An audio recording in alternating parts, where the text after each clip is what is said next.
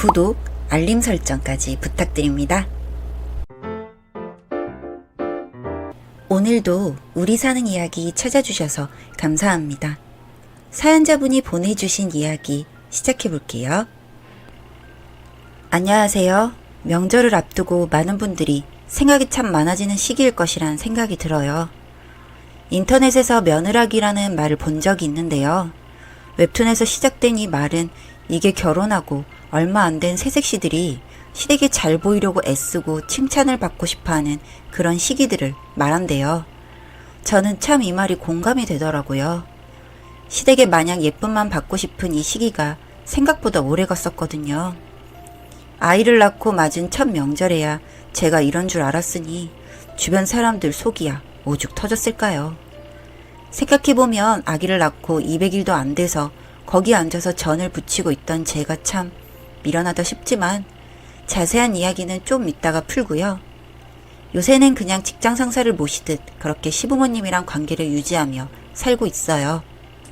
그런데 일이 터졌던 당시에는 정말 속이 상해서 남편조차도 보고 싶지 않았거든요.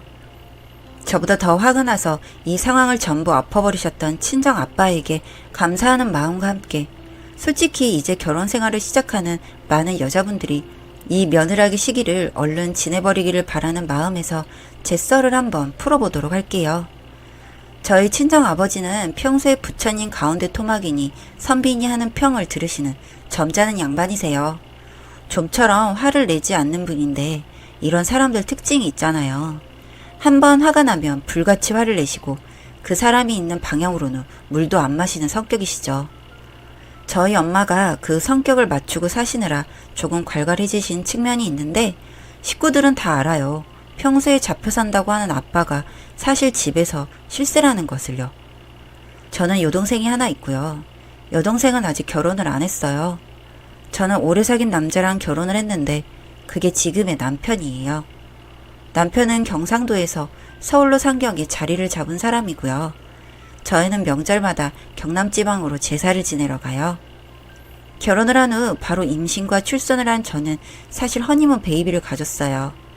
그래서 임신한 무거운 몸이라 제대로 된 명절상을 차려본 적이 없었죠. 저희 친정은 제사가 있긴 하지만 생전에 어르신들이 좋아하시던 음식들을 많이 올려요.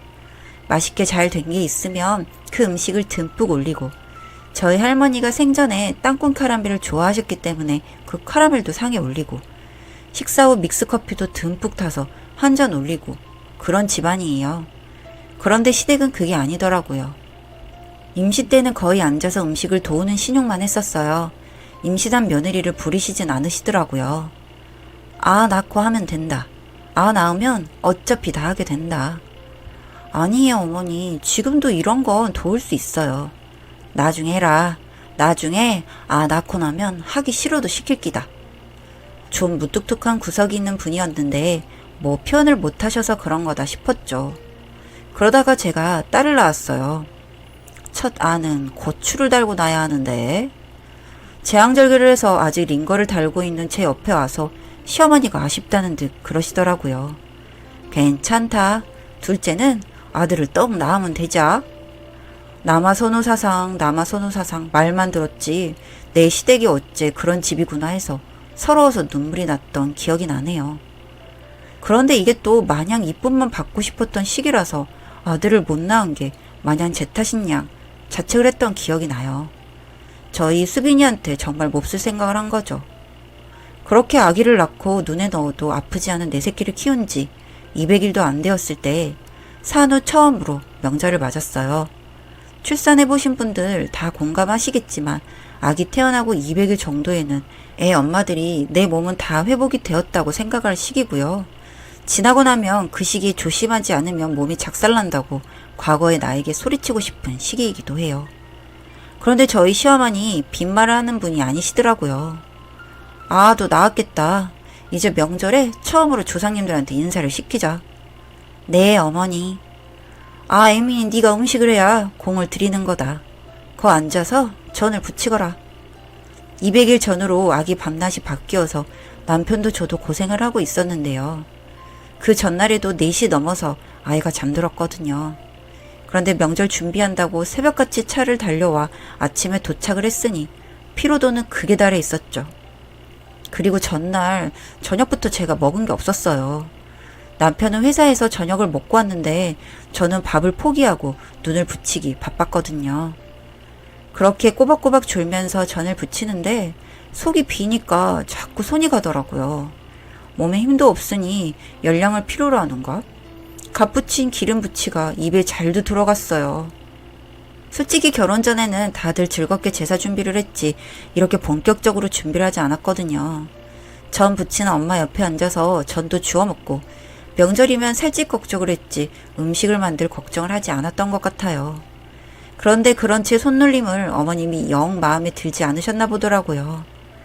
제가 또 오징어 튀김을 좋아해서 좀 못생기게 튀겼다 싶은 건 좀 집어 먹었거든요. 아야! 그러다가 제가 뜨끔한 통증에 비명을 질렀죠. 어머님이 튀김을 젓가락으로 꺼내던 제 손을 국자로 때리신 거예요. 집던 튀김은 당연히 냄비로 떨어지고 기름이 저한테 튄 거죠. 어머니! 어머니는 그렇게까지 놀랄 줄 몰랐다는 듯 머쓱하게 웃으시면서 그러시는 거예요. 잉! 이걸 네가 다 먹고 있으면 어쩌노? 조상님이 왜 들어가고 나서 우리가 먹는 것이지.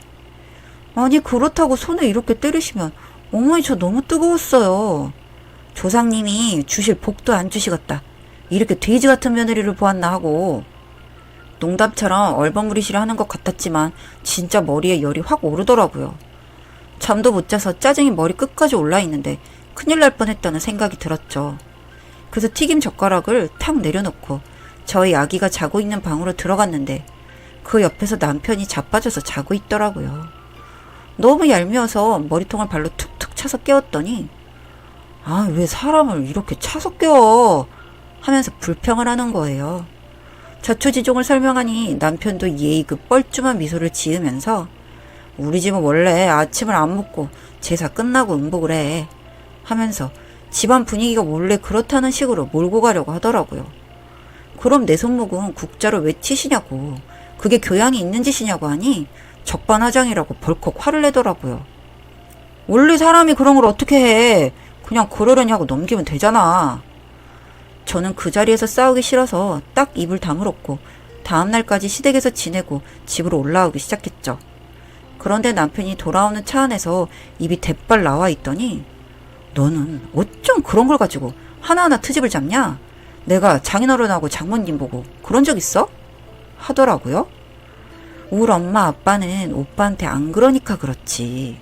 바른말을 했더니 2차전이 시작됐어요. 항상 너는 우리 집에 다녀오면 이런다부터 시작해서 정말 친정가게 앞에 쌈질을 제대로 했죠. 혹시나 운전하다가 잘못될까봐 휴게소에 내려 싸움을 시작했고 저희가 악지르는 소리에 아기는 뻥뻥 울기 시작했어요. 그 순간은 너무 비참하더라고요. 그렇게 대충 화해를 하고 안 좋은 상태로 친정집에 도착을 했죠. 평소 허허 하시는 아버지는 제 표정이 안 좋은 걸 보고 바로 딱 표정이 바뀌시더라고요. 중간에 휴게소에서 속이 너무 상해서 여동생한테 전화해 한참 울었는데 이 기집애가 그걸 부모님한테 홀랑 일러바친 모양이었어요. 엄마는 아예 방에 들어누워서 저랑 남편을 맞이하지도 않았는데 겨우 결혼 하나로 날 이렇게 사랑하는 부모님의 마음을 아프게 하는구나 싶어 제 마음이 더 아팠죠. 남편은 뭐가 그리 당당한지 이상한 농담을 하면서 분위기를 띄워보려고 하더라고요. 모지리가 따로 없었어요. 가만히 그 분위기를 보시던 아빠가 휴대폰을 꺼내 드셨어요. 남편이랑 저는 아빠의 그 모습을 바라보고 있었죠. 안녕하십니까 사돈. 얼굴의 심각한 표랑은 전혀 다르게 밝게 웃으며 인사하는 아빠는 저희 시아버지한테 전화를 거셨더라고요.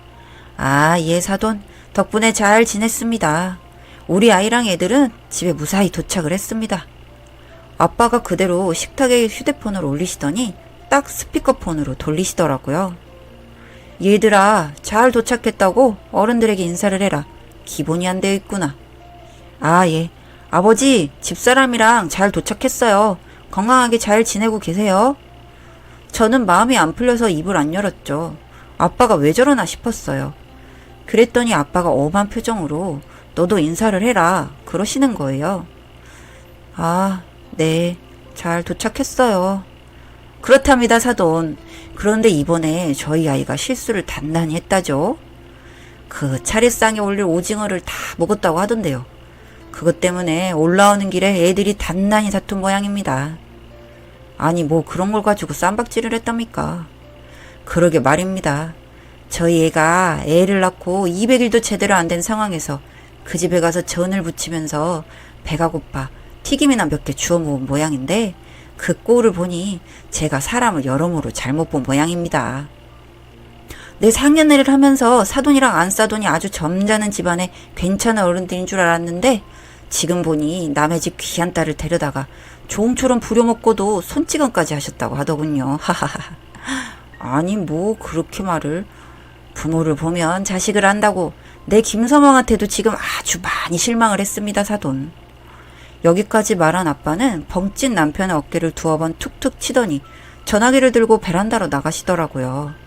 네네 사돈, 저는 이렇게 딸 자식이 반쪽이 되어 돌아온 꼴을 보니 영 팔불출이라 마음이 아픕니다. 요새 아이들을 많이 낳는 것도 아니고 딸아들 구분이 어디 있답니까? 아, 안사돈이십니까? 안사돈도 그렇지 같이 애를 낳은 어머니 입장에서 몸이 아직 덜 회복된 아이의 손목을 그렇게 매질을 하십니까? 저도 이번에 정말 단단히 마음을 먹었습니다. 다음 명절부터는 저희 아이는 제가 데리고 있을까 하는데 어떠십니까? 그렇죠, 그렇죠. 제가 지금 조금 흥분을 한 부분이 있긴 합니다. 이해합니다. 네네. 그래서 저는 저희 애를 내치신데도 그냥 없던 일로 할 생각이 있습니다.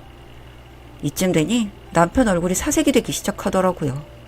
그냥 고부 갈등쯤으로 생각한 일이 이렇게 일을 키우니 당황을 많이 했었나 봐요. 하하 사돈, 제가 저희 딸을 늦게 본 자식이라 고이고이 길렀는데 손목에 있는 자국을 보니 마음이 아파 그럽니다. 손찌검 한 번 해본 적이 없이 기른 자식인데 애를 낳고서 그렇게 굶고 일을 하다가 맞기까지 했다고 하니 부모 마음이 어떻겠습니까? 이쯤 되니 시부모님이 뭐라고 사과를 좀 하셨나 봐요. 제가 좀 다혈질이 되어나서 말입니다. 더 이상 말을 하면 제가 좋은 말이 나갈 것 같지가 않습니다. 전혀 다혈질이 아닌 것 같은 얼굴로 아빠가 말씀을 하시더니 대답도 안 듣고 전화를 덜컥 끊어버리시더라고요. 그리고 말씀을 하셨죠. 지금 명절 다음 날이긴 한데 우리 사돈댁이 저렇게 조상을 공경하는 분이니 본받아서 나도 상을 제대로 올려야겠다. 그러시더니 여동생을 끌고 나가서 장을 엄청나게 봐오시더라고요. 자식들이 왔는데 비루한 명절 음식을 먹일 순 없지. 우리 딸은 애를 낳고 얼마 안 되었으니 아기나 보고 있고 김서방이 좀 돕게.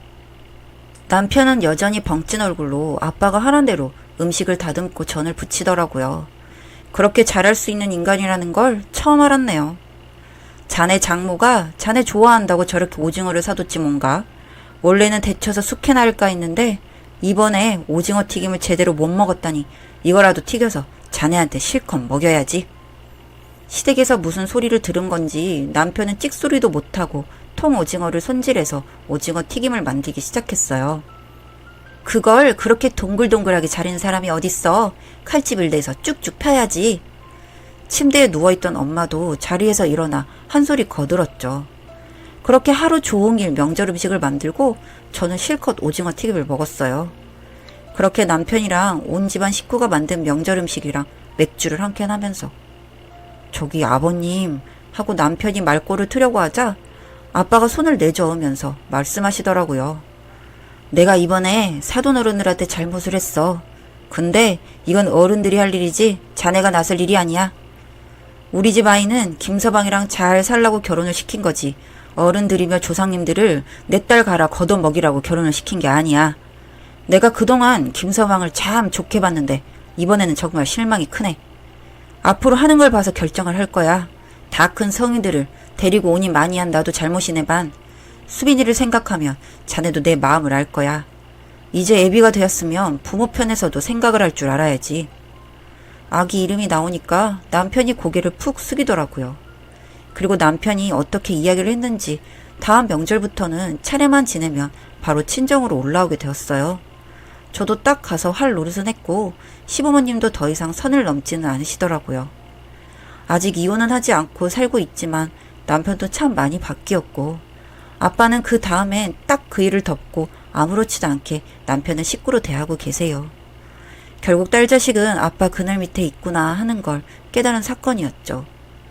그리고 그 다음에 저는 시댁의 직장 상사를 대하는 마음가짐을 가지기로 했는데요. 정말 놀랍게도 마음가짐을 고치고 나서 오히려 사이가 더 좋아졌어요. 비굴하게 납작 엎드리는 게 답은 아니었던 것이죠. 그래서 지금 저는 결혼을 앞둔 아가씨들에게 이런 조언을 참 많이 해요. 나 때는 몰랐는데 정말 모든 여자한테는 며느라기가 있는 것 같다고. 그 시기를 잘 넘겨야 독립된 가정이 되는 것이라고요. 사연은 여기까지였고요. 우리 사는 이야기 시청해주셔서 감사합니다.